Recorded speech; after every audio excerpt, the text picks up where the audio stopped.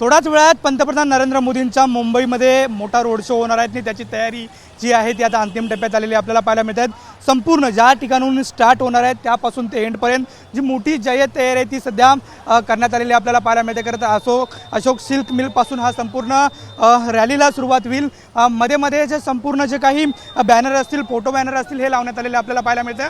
मात्र खास आकर्षणाची बाब म्हणजे या ठिकाणी जर पाहायला गेलं तर जिरावाला पार्श्वनाथ चौकामध्ये भली मोठी जी श्रीरामाची प्रतिकृती असणारी जी मूर्ती आहे ती सध्या उभं करण्यात आलेली आपल्याला पाहायला मिळते आणि स्थानिक प्रशासनाकडून हे संपूर्ण जी याची चाचपणी आहे ती सध्या केली जाते।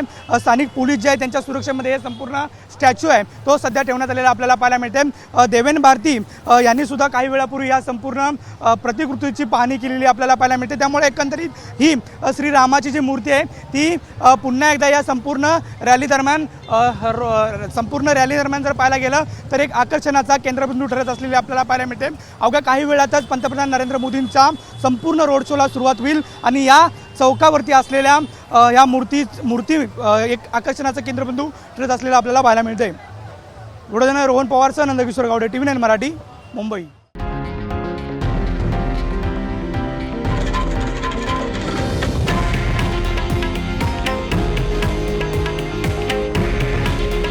हे आहे देशातील नंबर 1 न्यूज नेटवर्क आणि आपण पाहत आहात TV9 मराठी। काळजी तुमची, हित महाराष्ट्राचं।